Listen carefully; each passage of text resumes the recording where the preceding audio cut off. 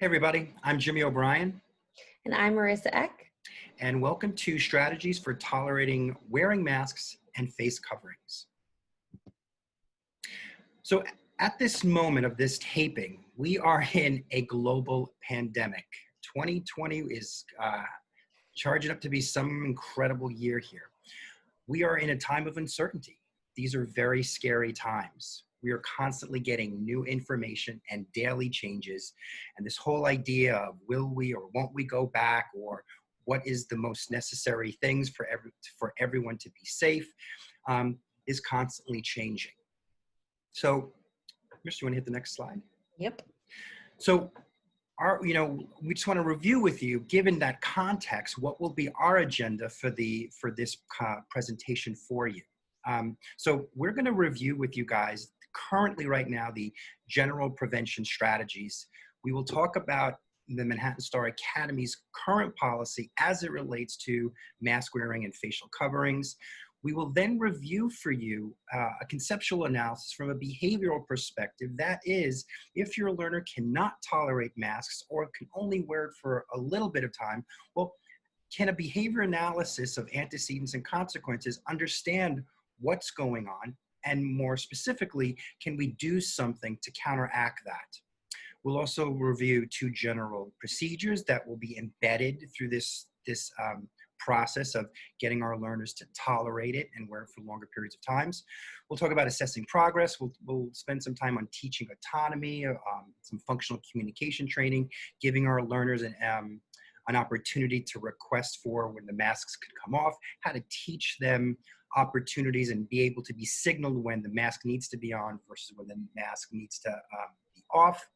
And then we'll end up with some takeaway points. So we hope you get something out of this, and here we go. There you go.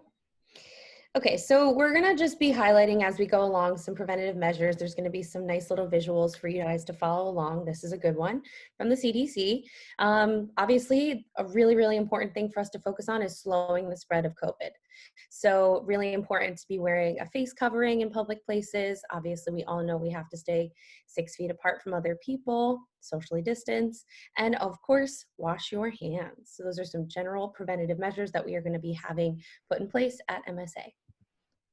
And here, speaking of MSA, here is our our policy on wearing masks at MSA. And this is something that we've worked on with our administrative team, with our teachers, with our therapists, just to make sure that we're all on the same page. And again, we are going to try really hard to make sure this doesn't change and that this remains the same message.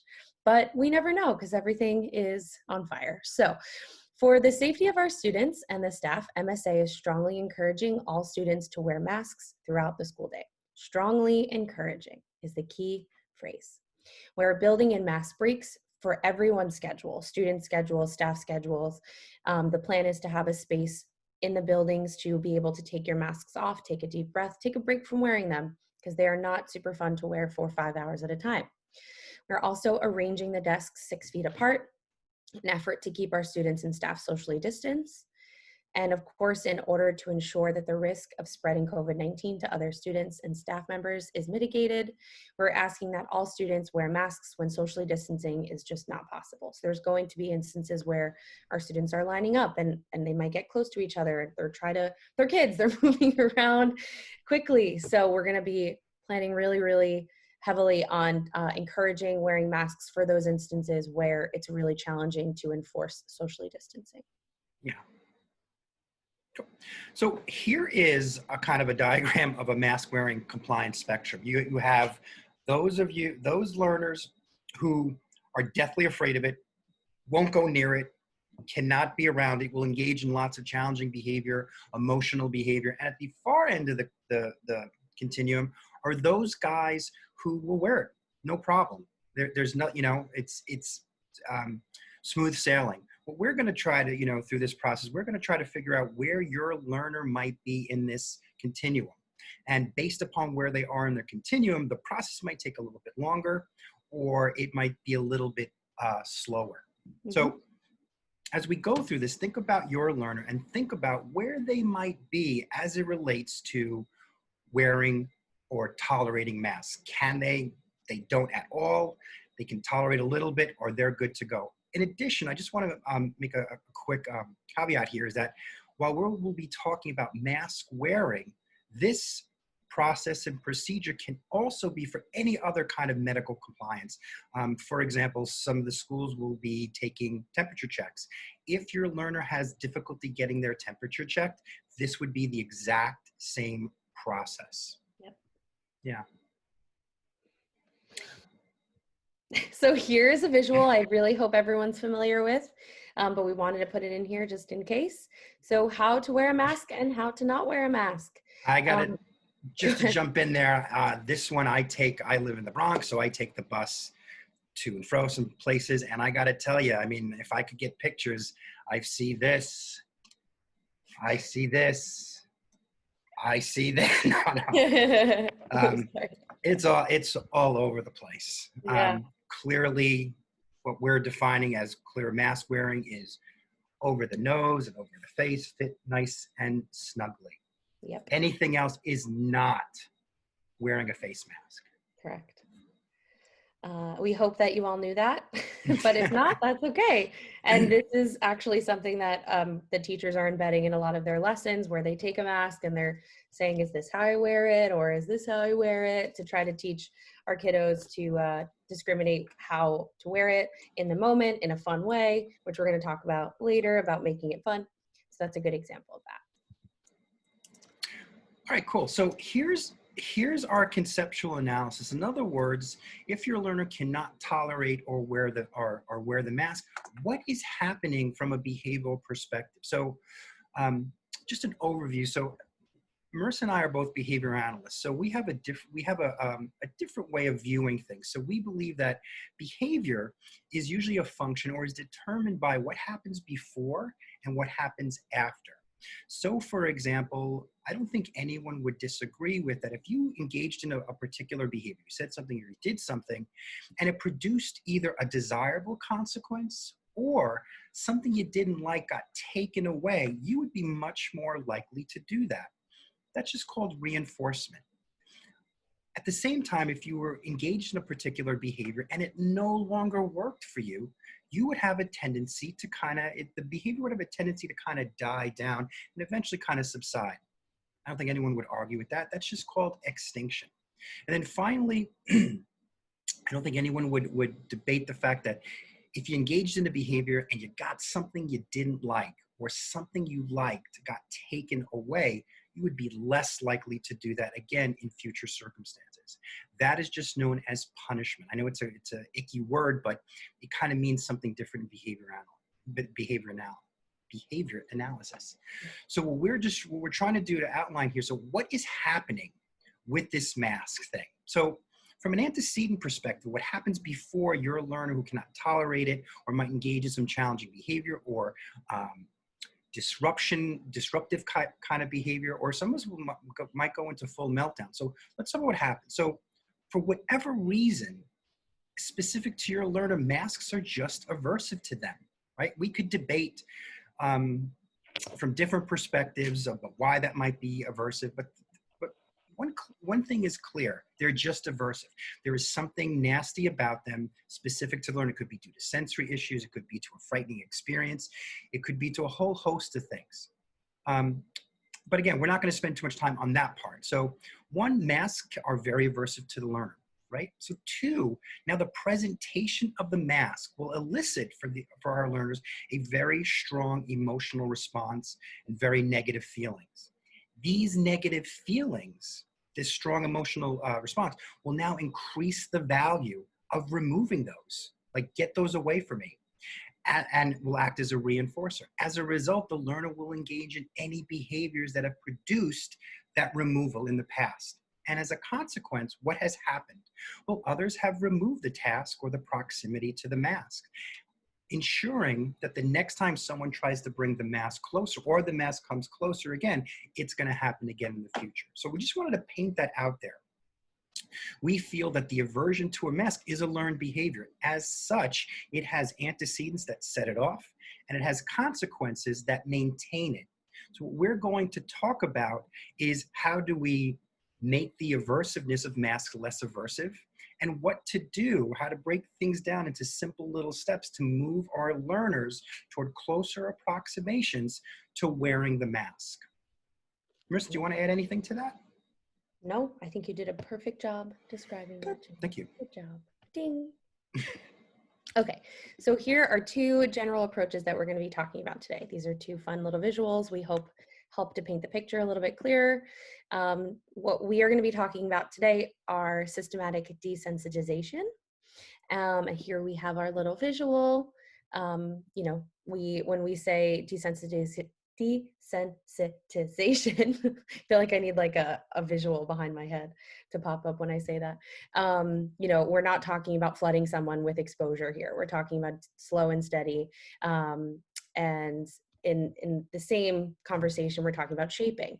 So we're going to pull both apart and talk about both procedures and how they can be helpful in working on mask wearing. There we go. Okay, so first, here is desensitization. It is the process to make someone non-reactive to a sensitizing agent. It diminishes emotional responsiveness to a negative aversive, like a person, place, or thing after repeated exposure. I have a personal example of this. A friend of mine was very afraid of frogs as a child and shared this story with me the other day when I was telling her I was doing this presentation, and that she specifically went to therapy for this exact procedure. And she went for a few months, and I don't know why frogs were super important to her and her family to get her to be unafraid of them. But after 3 months of desensitization, started with just being okay with a frog on, you know, in a stuffed animal in the room, to then being able to hold a frog. So that's kind of where we're going to lead you guys. Yeah. So if you think about it, it's making something that is scary not scary, and there's a process behind that. I could tell you a personal story. Years ago, we went. Years ago, our friends offered to take us down to Disney, and a few days before we went to Disney, my brother took my son out to this place called Ride Playland, and they were on this particular ride. And before it started, my brother was trying to like mess around with my son, and he scared the hell out of him. He got really, really scared. Nick had to get off the ride. Now, when we went down to Disney, any instance of going on a ride would have elicited that same strong emotional response. So I'm down at Disney, and anytime, hey, let's go on this my son is freaking out. So the 7 days that we were there, the first 3 days, I had to work on desensitization with him to get him on, to get him less afraid of the rides. Yeah. Great example. I would give my example of my fear of swimming, but I'm going to wait till later because it's also a Disney story. So buckle up, everyone. Okay. Here is shaping. So here's a visual that you guys have found if you read our newsletter from last week that we put together about shaping. So what is shaping? Shaping is a process in which a learner starts from one behavior and moves systematically across smaller steps towards a final form of that behavior. So in our newsletter and moving forward, we're going to be talking about examples of shaping and how it's used. So in this scenario, we're talking about mask wearing. Right. But other examples include riding a bike, learning how to drive, learning how to cook something effectively, learning how to swim. So in this visual, you see here we have the initial steps, the starting behavior, and that might just be having a mask in the same room as you over here on the table. And then some successive approximations, which really means those like little tiny steps that build up to the eventual goal of wearing a mask on your face independently without any bells and whistles. All right, so just before we proceed from here, let me just kind of come back again, right? So where are we with this? You're a learner. Your learner is uncomfortable wearing masks. Some are definitely afraid of it. Some can wear it for a little bit of time.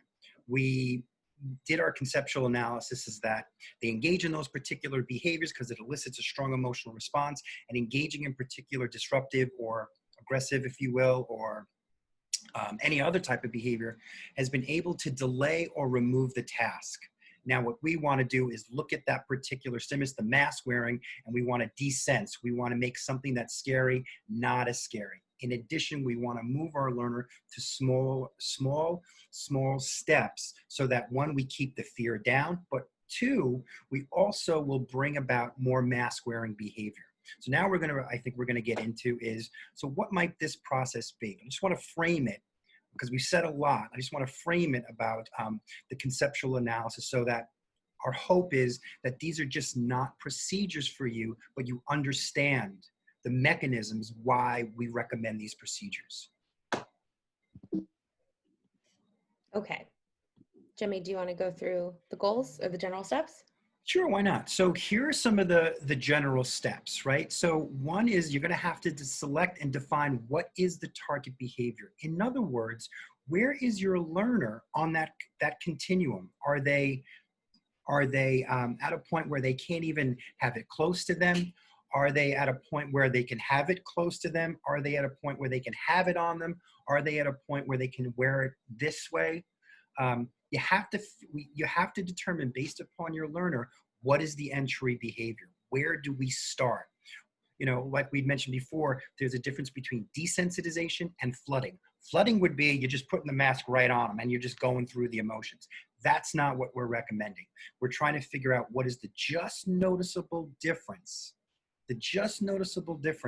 while we keep their emotional and eliciting responses at bay. Because what we don't want to do is have a kid screaming and crying through this process. We want this to be as fun, as slow, as individualistic, so that wearing the mask is looked at as something good and not something scary. So you got to figure out where it is your learner is. The second thing is, now you have to select where you're going to start. What is going to be that first initial step where you begin this process? We will talk about making it fun and exposure, selecting powerful reinforcers to pair up the aversiveness of the mask, making it fun. In a sense, the whole idea behind this, that's that desense stuff. That's making something that's scary and elicits strong conditional emotional reactions of a negative type into approach behaviors, into something that's really positive and fun and interactive. We will then talk about the shaping part, which is the baby steps. How will you incrementally move your learner toward that target goal? What is our target goal? Is being able to wear the mask, tolerate it, and being able to wear it for extended periods of time.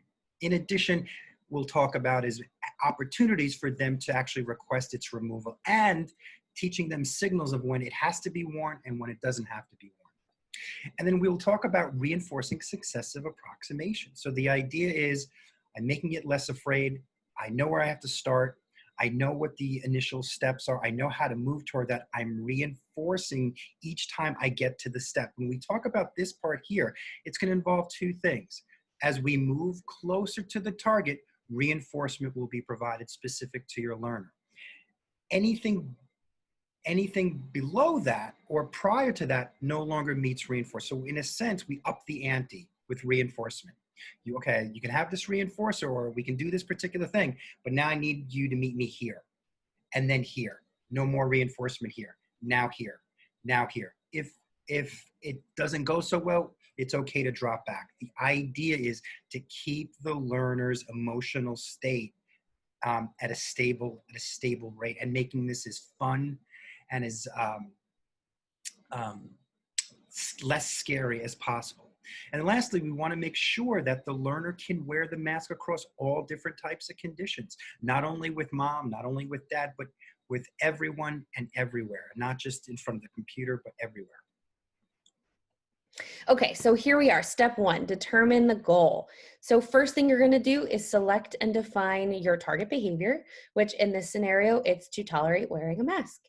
And so within that goal, you're going to want to consider why do we wear a mask? Well, we're wearing a mask when social distancing cannot be guaranteed.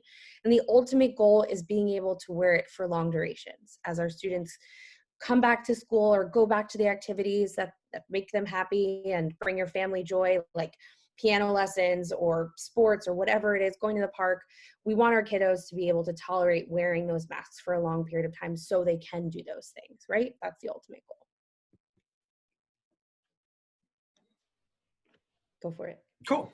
All right. So pick a starting point. Like I mentioned earlier, you have to select and define where it is that you're going to start this process. So one of the things you have to do is, again, like we had mentioned about that continuum, where is your learner on that continuum from no way to, hey, this is okay? Um, so you have to kind of figure that out, because that starting point is going to be that first starting behavior where it's not generating the strong conditioned emotional response. So depending upon your learner, they could be at multiple points in that curriculum continuum, right? So we have some who can tolerate others wearing it. Some can look at it. Some can have it close by, can have it close to their face. They can wear it with reminders for help. They can wear it independently for short periods of time in familiar places, can wear it independently for longer times in familiar places, et cetera, et cetera, et cetera. Or you have an individual who none of that is happening. And for that, that might be, it can be in the same room with them. That would be your starting point. So you guys know your learners the best. You know that just noticeable difference before you start to see them getting uncomfortable. That is where you're going to, that's where you're going to have your starting point. Correct. Okay, so I'm going to take this one because you did it last time and we talked a lot. So step 3, we're going to be talking about here how to make it fun in the same sense of the conceptual analysis that Jimmy so kindly described earlier. So again, in the antecedent column here, we know masks were previously aversive for your learners. So we want to focus on making those masks fun and not scary anymore. And in the antecedent column, we're also just the presentation of the mask elicits a strong emotion. It might cause a student to cry. It might cause them to run away, scream, all the above. So we want to focus on getting that mask to elicit positive emotions and excitement somehow. I know they're not the most exciting things in the whole world, but we have ways that we can make that happen or try to make that happen. So what we want to try to focus on is decreasing we want to increase the value of wearing a mask by making it fun.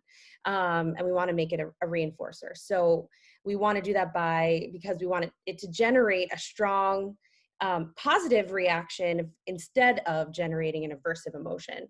And there's going to be no desire to escape from it anymore, hopefully after these procedures of making it fun and exposing them. So in our behavior column here, we want to focus on what approach we're going to be using to teach our learners to wear it. Because wearing it is the target behavior that we want to focus on. And of course, our consequence, we're always going to remind you, is positive reinforcement. That is going to be your key thing to be focusing on during shaping, during descents, to make the mask less of an aversive and more of a reinforcer, or just something neutral that's passive and is just okay to have on. Yeah, and can I just jump in there really quick? So Marissa eloquently kind of said what that was, but here's the other takeaway point though.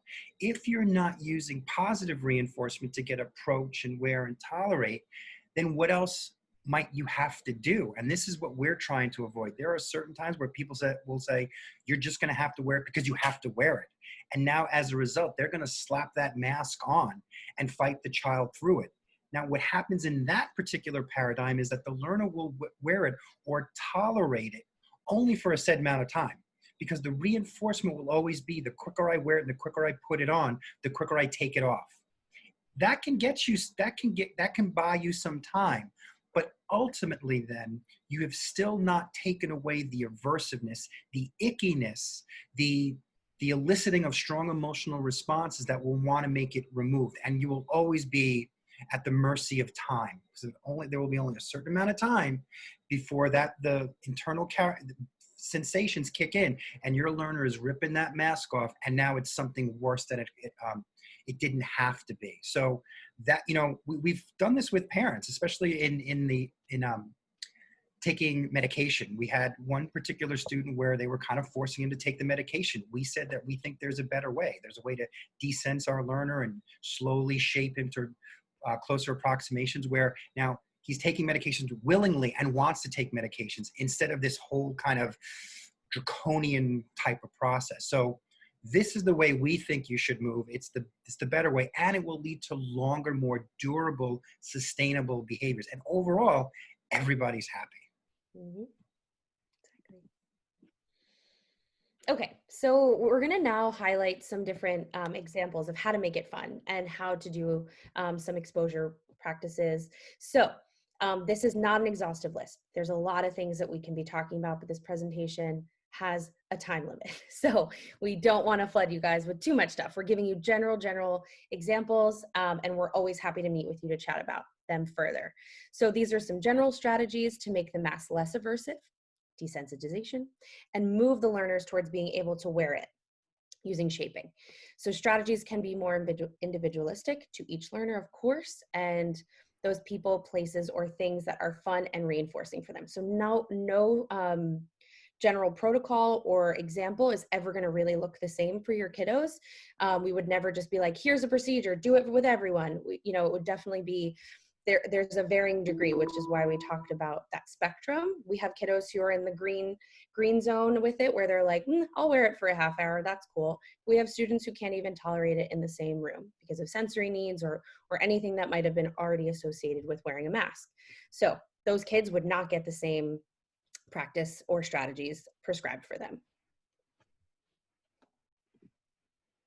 All right, Jimmy, you want to take this one? Sure. So one of the first things, or not the first things, but one of the things you could do to make it fun and expose is allow choices. Research is very clear that when we give learners choices, it tends to decrease the value of the aversiveness of whatever the task might be. So from the outset, ensure that your learner is part of this decision-making progress of what type of mask they would like to wear, as long as it meets the CDC requirement. So you can allow them to choose their favorite character. You can allow them to choose by their color, favorite sports person, animals. You can design their own. The idea, again, I'm going to keep coming back to these things about this conceptual analysis, is how to make it less scary. The more they are part of their process, the more likely it is it won't be as scary. Now, this is just, I've seen different types of masks. It just, there can be, there's the mask where you can see the mouth. Again,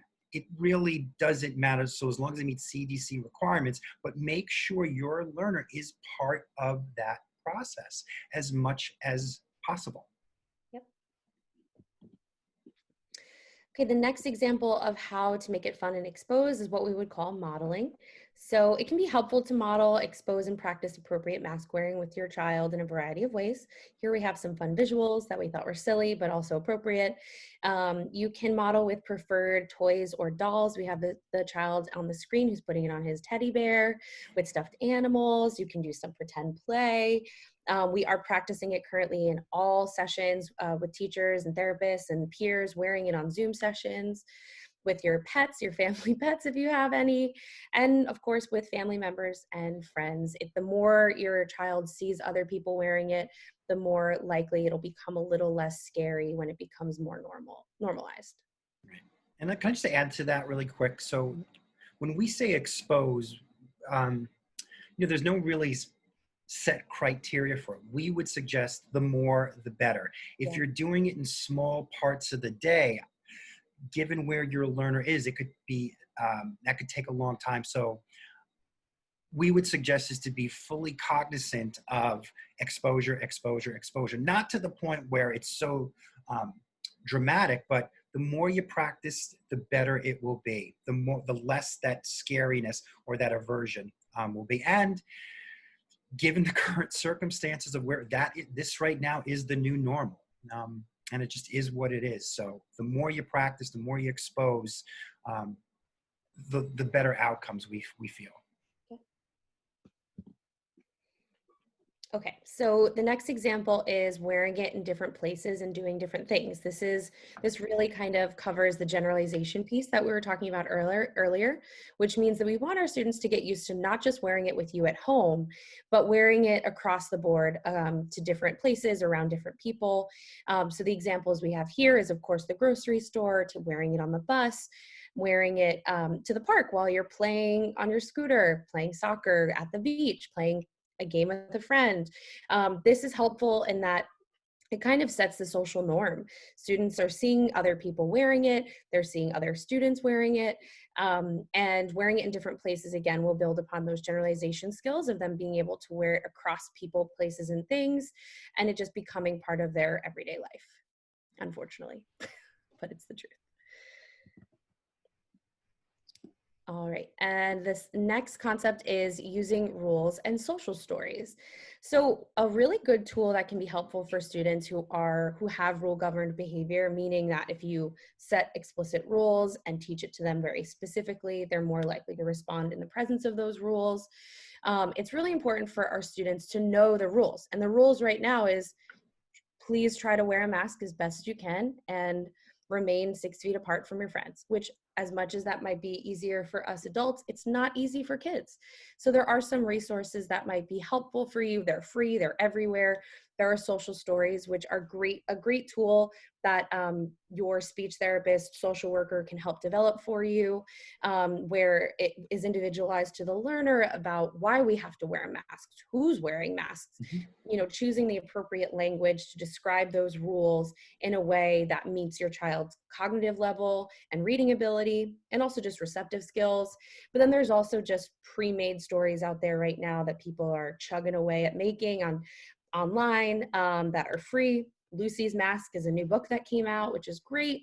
So these are all things that can be helpful that are out there right now that people are working really hard on to disseminate this information for our kiddos in a way that helps to make the rules a little bit more palpable. We have, there was one example where a guy was having difficulty keeping the mask on. And mom said, you have to wear the mask because coronavirus is out there and you don't want to get sick. Heard it a few times. And now when he puts his mask on, he goes, I don't want to get coronavirus. Coronavirus is bad. And now he's wearing it. So, that was kind of a nice way to jumpstart it, to use his language, to use the rules to help make the mask that as something as aversive to something as protective for this little guy. Yep, exactly.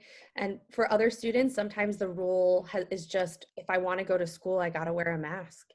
And for many of our students, going to school sounds amazing right now.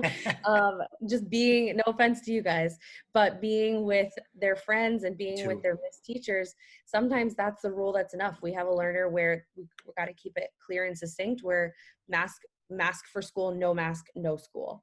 And this is a student who thankfully is really motivated by being at school, and that kind of taps into his values.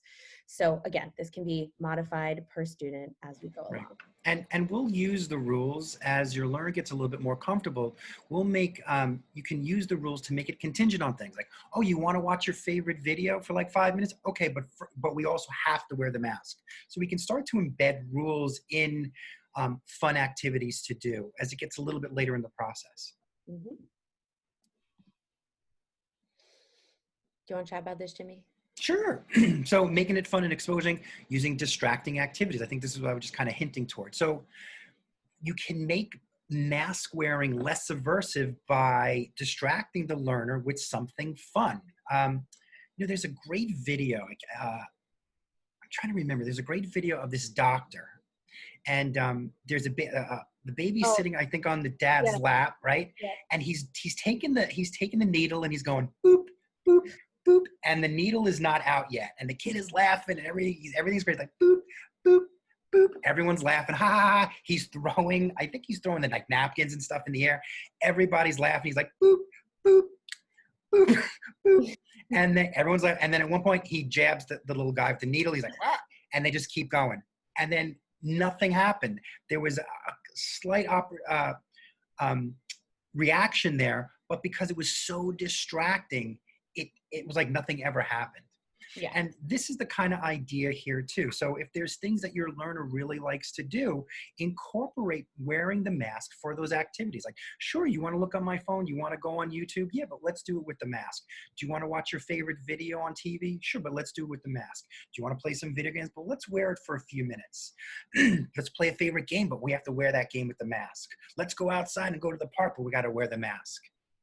Those kind of ideas. And again, these examples are the ones that we generated these can be completely different based upon your learner. Again, the takeaway point is I'm taking this mask and its aversive qualities for my learner, and I'm trying to make it less aversive, less scary, so that the mask becomes correlated, not with like, ugh, but more with like, ah, and we want to move towards. So this signals when I wear this, good things occur. And even though I might get scared, I've been exposed to it, it's not so bad. Yep, sounds Yeah, I great. think so. Yep. All right. Okay, so I think this might be one of our last strategies to consider, but one of the most effective. So making it, like Jimmy said, making it a game. Games are a great way to make mask wearing fun and to help remove the aversion around wearing them.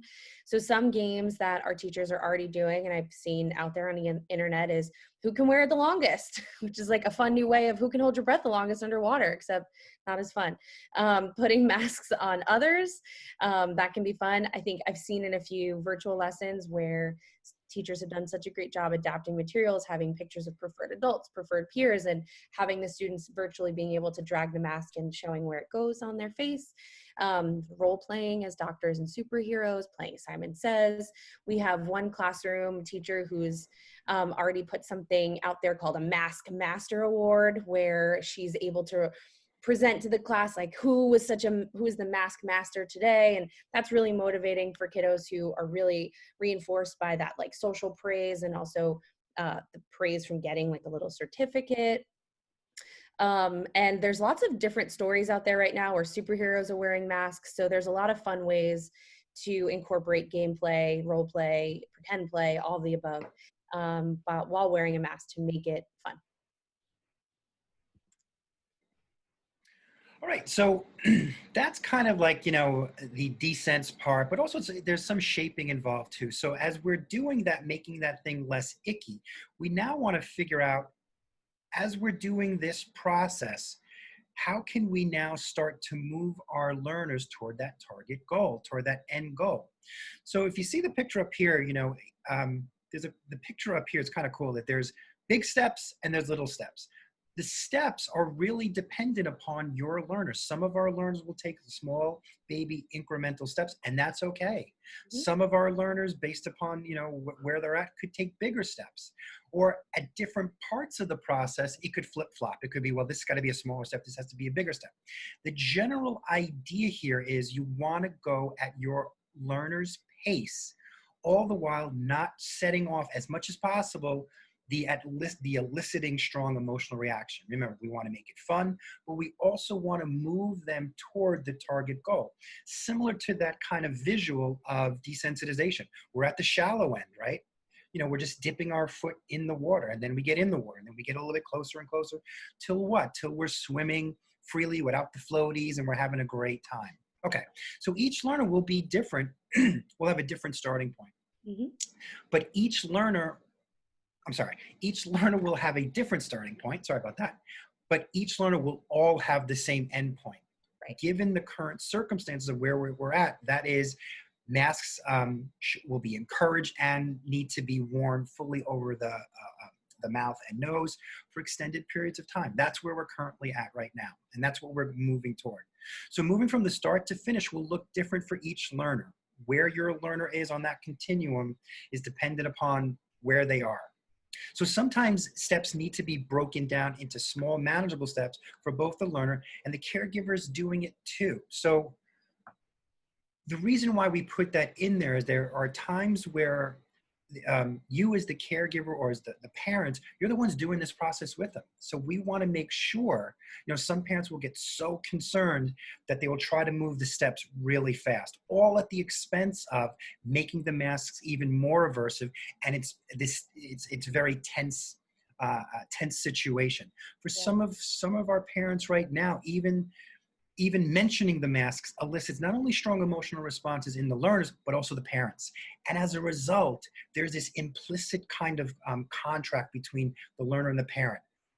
The learner is like, don't put the masks anywhere near me, right? And I won't get triggered. And the parent is, I won't introduce the masks. Yeah. And as a result, we're stuck, right? So as parents, you have your own eliciting conditioned emotional responses, those fear responses. So it's important for both the learner and the parent to move in manageable steps, in incremental steps, in steps that are moving us closer to the target goal or the target response or the target behavior, and not back. It's okay to step back as long as you know where you are and where you need to go. Okay, so this is not just about your learners, this is about you. This is about your emotional responding and your uncomfortability with this stuff. And seeing your learners screaming and crying or being uncomfortable is not a happy thing either. But there's a way around it. Sorry, I was pontificating there. That's okay. So we wanted to give you some examples of what this might look like. And again, this, we could do 1,000 of these. So this, we're just giving a few, but we can always talk about further what your kiddo's example might look like. So first example, most extreme in the red zone, meaning my learner will not tolerate it at all, meaning maybe it can't be in the same room. That would honestly be the most extreme, or they can't tolerate it on other people. They might be grabbing at other people's faces. So where are we starting here? We start the presentation of the mask in whatever form it is. The student screams and cries when it's out. So what we would do is then break it down to those attainable approximations of the ultimate goal, which is wearing the mask, right? So that could be a lot of steps. As you can see here, we have 11 steps, but we don't have all of them listed because step 11 is just keep going. So step 1, we have see it from across the room, see it from 6 feet away, see it from 3 feet away. As you can see, we're just slowly incrementing we're differentially reinforcing those steps as you move forward, having it on the desk, don't have to touch it, then touching it a little bit, maybe a second, just a poke, tolerating it on their lap, tolerating holding it, tolerating just putting it up to their face for a second and putting it down. 5 seconds, and then you're just going to keep going, keep continuing toward that goal. So the steps in this scenario, there's like many steps, because you're starting from a place where they just they're not ready yet. They're not showing a lot of those readiness skills of even just tolerating it. So we're working really slow to get them to that place.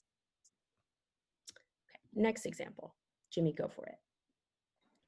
Because your learner is not afraid of the mask but refuses to wear it. So it's not a fear here, but it's more of a duration kind of thing. So they verbally refuse when it's asked to put on. You can start with tolerates on the face for 5 seconds, then 10 seconds, then 20 seconds, then 30 seconds, tolerates for 1 minute, tolerates for 3 minutes until you hit your target goal. Again, if you notice, we're just giving you general steps. These steps will all be individualistic to your learner, but they will all have basically the same goal. And at some point in this slide presentation, we'll talk about, well, when do you go from this step to the next step? And we'll talk about like, how do you establish criteria? In other words, all right, I've got my learner at 5 seconds. When should I go to 10 seconds? And that could be something as simple as if I can get at each step 3 consecutive times where there's no challenging behavior and my learner feels comfortable, I will now use that as an opportunity to move it to the next step. That's perfect. Sounds good. Okay, example number 3 is sometimes they're going to wear it, but not for very long. We are hearing this a lot of the times when we're chatting with families. They'll wear it, maybe they'll wear it to the grocery store, but they do not want to wear it when I walk to the grocery store. Or they'll wear it when we go to the park, but they don't want to wear it in the house.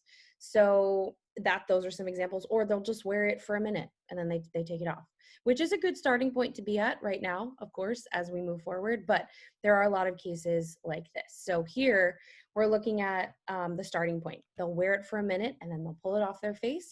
So what we're going to highlight is just increasing the expectation by a minute or 2 minutes each time you practice, and just keep continuing towards the goal. Whatever that goal is going to be dependent on whatever you're doing, however long. I mean, our goal at MSA is that our kids can probably wear it for up to an hour before needing a mask break, but that of course is flexible because there will be embedded breaks in between. But that is an ultimate goal that you can keep it on for that long, but it depends on what you're doing. So just keep that in mind. And yeah, so the takeaway point here is that, remember, everyone moves at their own pace. Some might be small, incremental, some might be a little bit more intermediate, and some of our learners might go by leaps and bounds. We don't want you to get stuck in the end goal. You know, there's slow and steady wins the race. So wherever your learner is, let's say your learner is all the way down at the far end of the curriculum where they won't even tolerate it. We don't want you to get discouraged by the end goal, right? Everything is small and steady progress. So when you're looking at the end goal, you're missing all the good stuff that's happening at that particular moment. And what's really amazing about this shaping process, it's a dynamic kind of interplay between you and the learner. Your child is going to give you more feedback than you're going to give them feedback. So it's always about, how do I move them comfortably to make things less scary, and two, to move them closer and closer and closer to that target response. Some guys, it might take days, and it could take some guys, it could take hours. The idea, though, is just as practice, given the circumstances, practice as much as possible. Yep. I really wish we could say, here's the formula. There really isn't. These are, it's this skeleton that will get you through. Each one of your learners will have their own specific formula. And at times, you might go from a small step to a big step, like, whoa, or a big step into a smaller step. So that's that dynamic interplay, all the while remembering, is my learner comfortable? Is my child not afraid? And can I move them slowly toward that? Mm-hmm.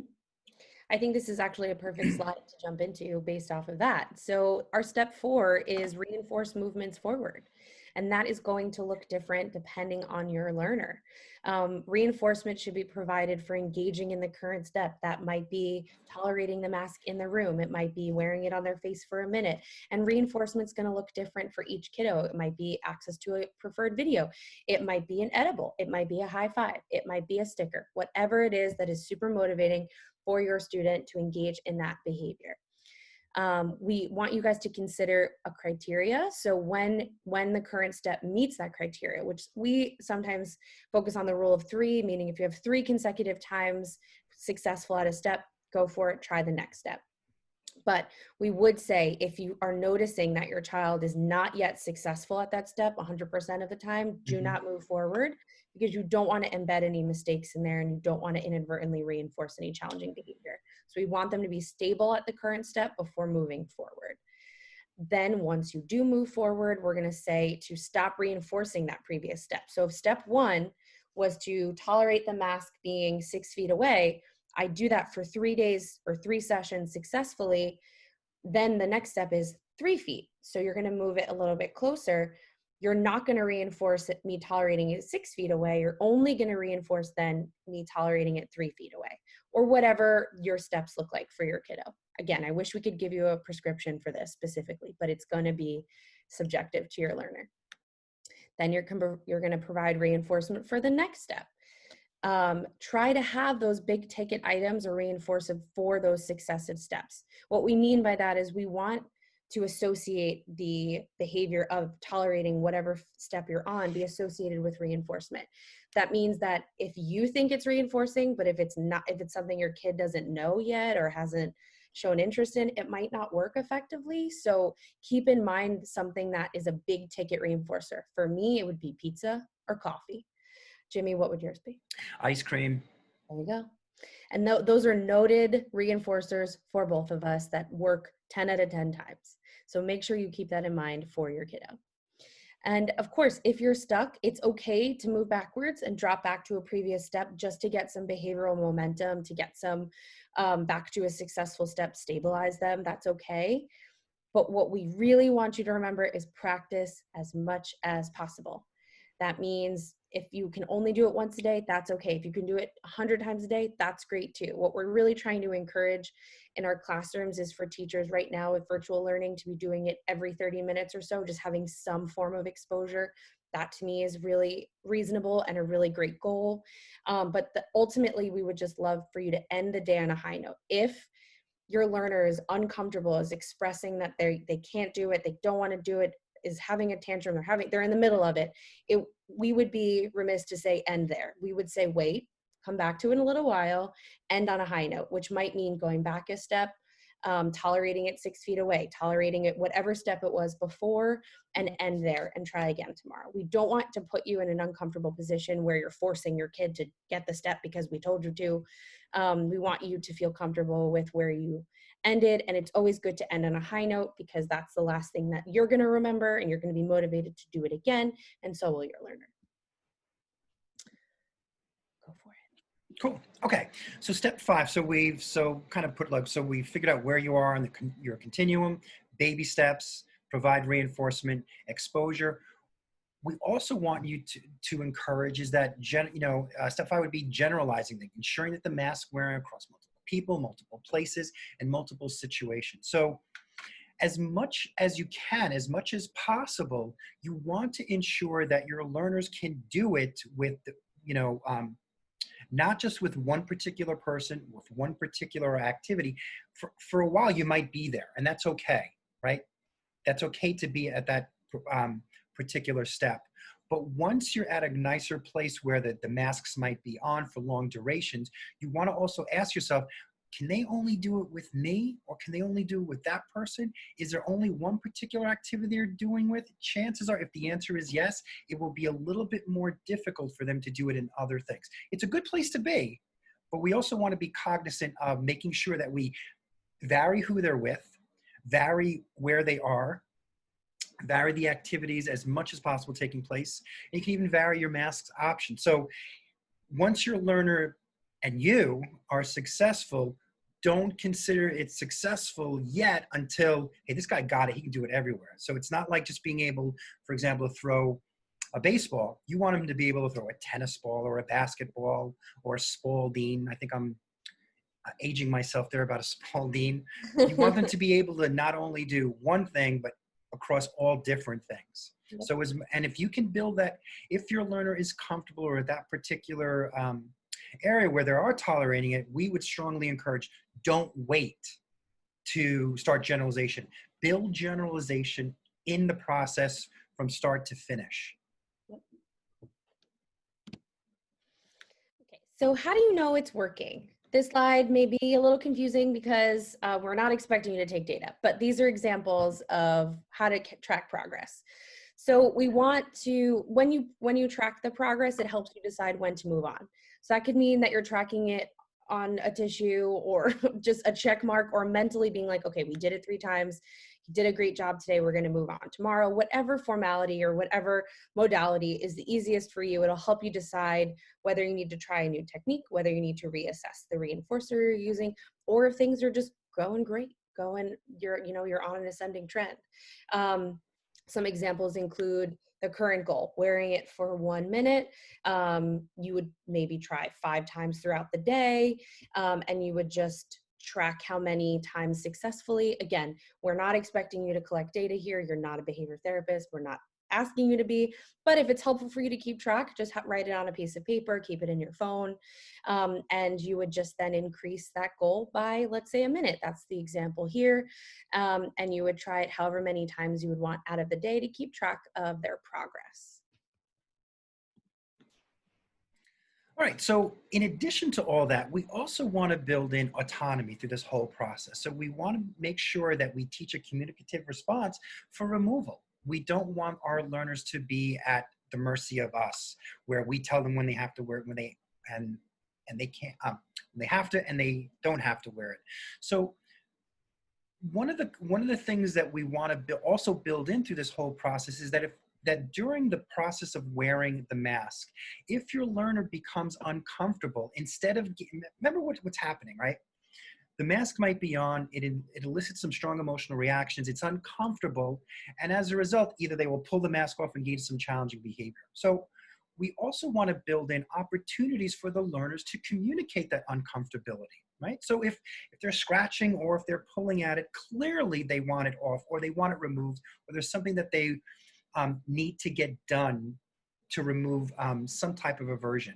It's in those opportunities that we would strongly suggest is to give some autonomy by teaching the learner some phrases to remove that for short periods of time. And that could be, I need to take it off. I have an itch. Can I take it off? I need to take it off for a few seconds.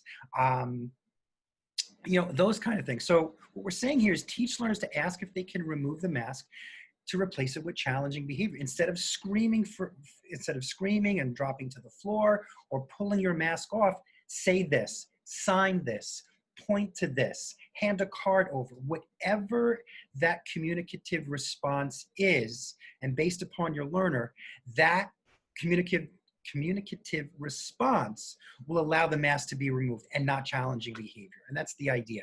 You have to wear your masks. There are times where it must be enforced. There are times where it's an option, and there are opportunities for you to kind of let us know that. So teach the learners to take it off if it's painful or comfortable.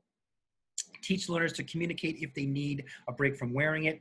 And then the fourth one here is use visuals to signals to indicate that the mask can be when they can be on or off. In other words, you might have designated periods where it's just a must. We have to wear it. We cannot maintain 6 feet. We cannot maintain social distancing.